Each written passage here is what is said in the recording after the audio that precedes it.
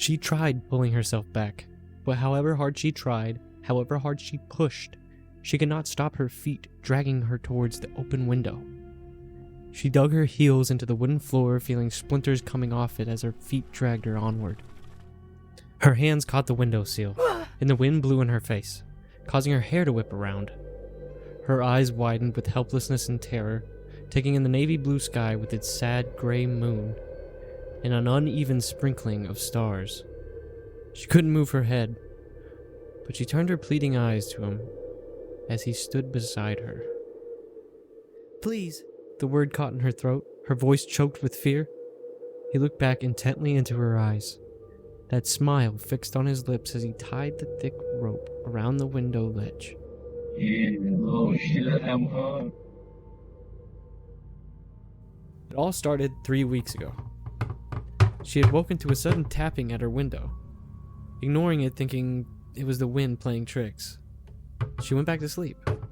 The light tapping at the window became a deliberate knocking the next night.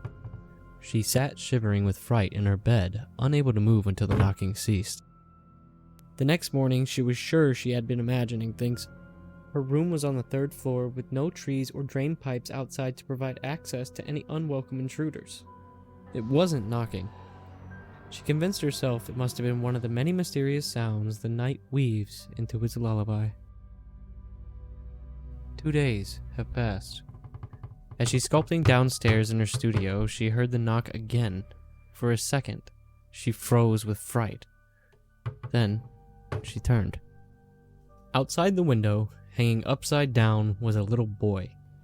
Only his head was visible through the glass. His face extremely pale, his hair dark, long, and dirty. He could have been a street urchin, had it not been for his eyes. The eyes weren't human. They were round and slanted with impossibly large irises. He gave her a mischievous smile and tapped at the window again. Still upside down. "Please, lady," he said. "Won't you let me in?" She gasped and stumbled backwards, knocking her incomplete sculpture to the ground, throwing flecks of clay everywhere, for the child spoke in a voice of a man, a husky, sadistic tone. He started visiting her more and more, often knocking at the doors and windows. No, she thought. Don't let him in. Whatever you do, don't let him in. She would see him peeking from her windows whenever she woke up, until she started keeping the curtains drawn at times and the windows locked. She ignored the knocking that continued, followed by the voice. "Please, lady, won't you let me in?" She started getting paranoid. It was with great inner turmoil that she left the house for work every day. For the most part, things appeared normal. Until that particular day. That day, she was already feeling slightly sick due to lack of sleep. Her coworker had suggested that she talk to someone, a therapist or a priest maybe. Yeah, she thought. I will today. Suddenly, someone knocked at her car window. She gasped. Her pupils dilated in horror. It was a cop. She'd parked in front of a no parking sign. Swearing profanities, she reared out, parked again, and rushed out to go to work. The cafe she worked at was a small glass-walled haven for all kinds of people, readers, lovers, and businessmen who wanted a cup of tea or coffee before they bustled back to their offices. It was an hour before she would get off. She was serving a table by the huge glass wall when a whisper reached her ears. "Hey, lady," it said. Abruptly, she looked up, out of the window, and there he stood, right in the middle of the road, with his black, slanting eyes and wicked smile. Without thinking, she rushed out to the sidewalk, and he was still there, right in the middle of the busy road, with the traffic whizzing past him. "I said please, didn't I?" the boy whispered. "I'm a good boy, lady," came the man's voice from the boy's throat. "I said please."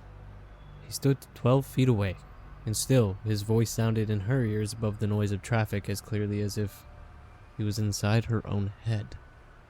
And then a bus sped over him, just like that, passed right over the spot where he was standing. She screamed and ran right into traffic where he had been, but nothing was there. She went down on her knees on the hard gray road. A few passers-by stopped to try and calm her as she sobbed. It took her a while to get back to her senses. She got into her car and sped off towards home as fast as she could. She rushed straight upstairs into her bathroom and splashed herself with cold water. She looked at her face in the mirror, skull-like and gaunt now. "What have you done to yourself?" she asked. "You're going insane," she thought. "Don't let this happen. Don't lose your mind." She dried her face and turned into the bedroom. She was just inside the room when she stopped in her tracks. There he was, sitting at the window ledge, his short, skinny legs dangling inside. "You left the window open?" the husky voice purred. And then he walked to her side, took her hand in his tiny cold one, and started pulling her towards the window with surprising strength.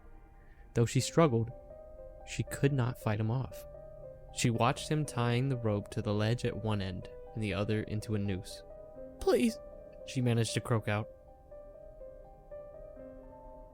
"I said please too," the sadistic voice crooned as he lovingly placed the noose around her neck. She felt her feet climb the window ledge, and then she was standing on it. "I'm a good boy," the voice whispered in her ear. She felt his cold breath and putrid smell. The smell of death. They would find a note in her room in her own handwriting explaining how she was committing suicide because she was sick of life. She felt the hard ledge under her feet, the moonlight on her face, and the wind in her hair. The last thing she would ever feel. A shadow fell from the third-floor window of the house that night, and a voice snickered. "I'm a good boy, lady."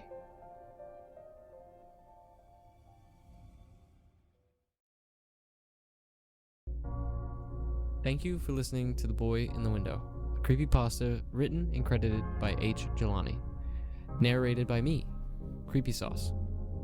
If you like creepypastas and want to suggest more, leave them in the comments. I will read them and possibly narrate them and upload them. This is my third upload of many, so if you enjoy the short story of Creepypasta world, be sure to subscribe and turn the bell on, because I will be uploading consistently, improving the quality to the best I can as well. I need your help with more stories and ideas to do. I need your opinions on what I can do to improve. But hey, this is CreepySauce, and I'm on to the next pasta.